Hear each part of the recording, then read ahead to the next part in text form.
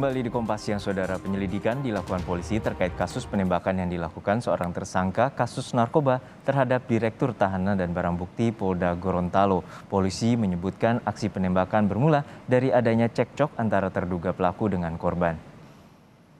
Dalam konferensi pers yang digelar Polda Gorontalo pada Rabu pagi, polisi menyebutkan kasus penembakan ini berawal dari permohonan terduga pelaku kepada korban agar bisa diizinkan pulang untuk menyelesaikan persoalan keluarga. Di rumahnya, terduga pelaku lalu cekcok dengan korban ketika diminta kembali ke tahanan. Marah karena ditampar, terduga pelaku lalu menembakkan korban dengan pistol rakitan miliknya.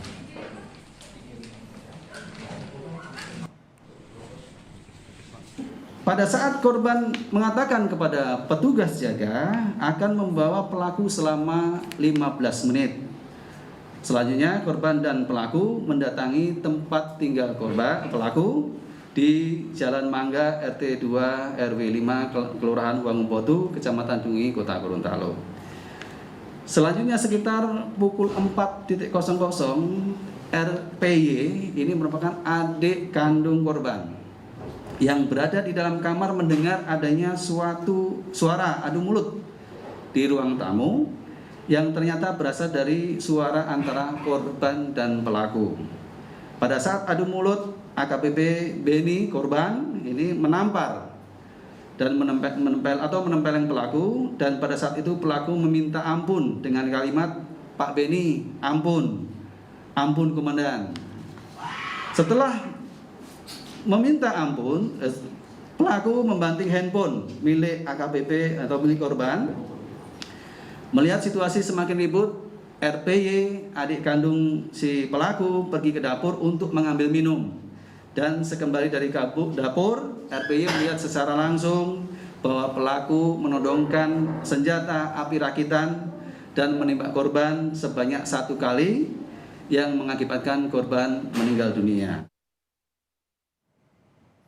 Sebelumnya, AKBP Beni Mutahir, Direktur Tahanan dan Barang Bukti Polda Gorontalo ditemukan tewas di rumah tersangka kasus narkoba dengan luka tembak di pelipis kiri. Korban meninggal Senin pagi di perumahan Asparaga, Kota Gorontalo. Kurang dari 2 jam tersangka narkoba yang diduga menembak korban kini ditangkap.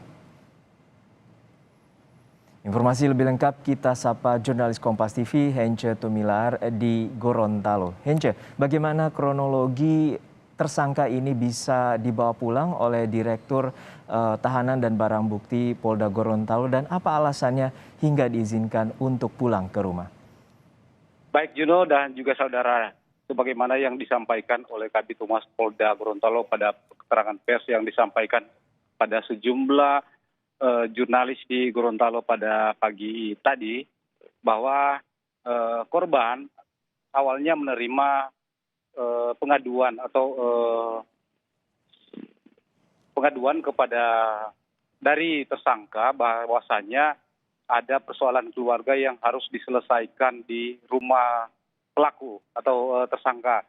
Dan saat itu pada Senin subuh sekitar pukul 3, korban dalam hal ini Dirtakti Polda Gorontalo AKBP Beni Mutahir mengiyakan permohonan tersangka dan kemudian mengeluarkan tersangka dan mengantar tersangka pulang ke rumahnya di perumahan Asparaga, Kecamatan Dungi, Kota Gorontalo.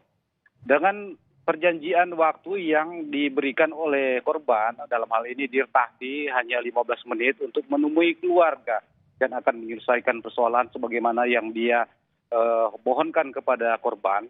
Namun setelah 15 menit berlangsung atau bertemu dengan keluarga, saat korban atau Dirtakti akan mengajak tersangka ini untuk kembali ke tahanan, terjadi adu mulut, entah penyebabnya apa. Namun pada kesempatan itu menurut keterangan Kabid Humas Polda Gorontalo pada keterangan pers tadi, terjadi adu mulut antara korban dan pelaku, dalam hal ini tersangka yang memohon pulang kepada Dirtakti ke rumahnya.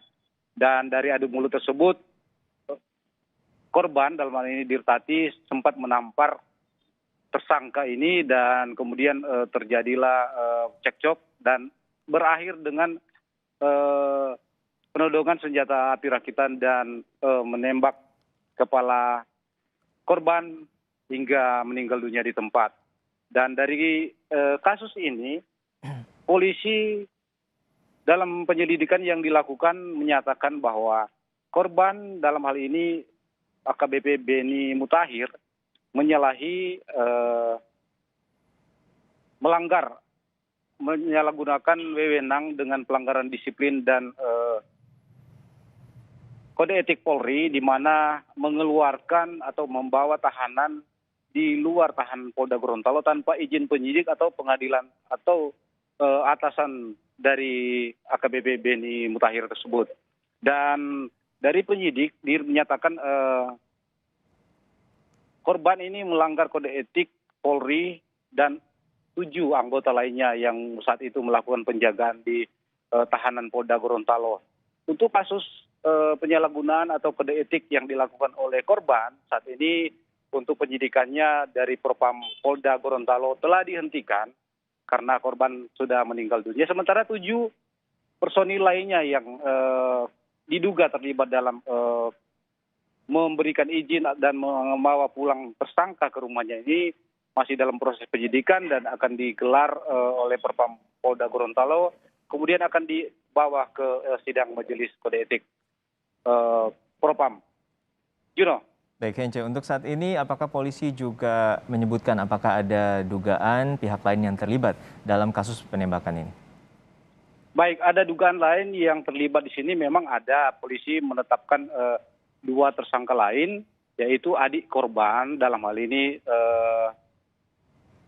adik korban, dan ditetapkan tersangka dalam kasus bahwa ikut terseret dalam kasus kepemilikan senjata api rakitan bersama tersangka yang sementara dilakukan penyidikan oleh Polda Gorontalo. Dan adiknya ini ditetapkan tersangka atas kasus melanggar undang-undang darurat atas kepemilikan senjata api rakitan. Demikian, Juno. Artinya adik dari tersangka Hence yang memiliki senjata rakitan ini? Iya, jadi dari penetapan tersangka ini diduga kuat adik dari tersangka ini ada keterkaitan dalam kepemilikan dari senjata api rakitan ini. Baik, terima kasih atas laporan lengkap Anda, Hence Tumilaar dari Mapolda Gorontalo.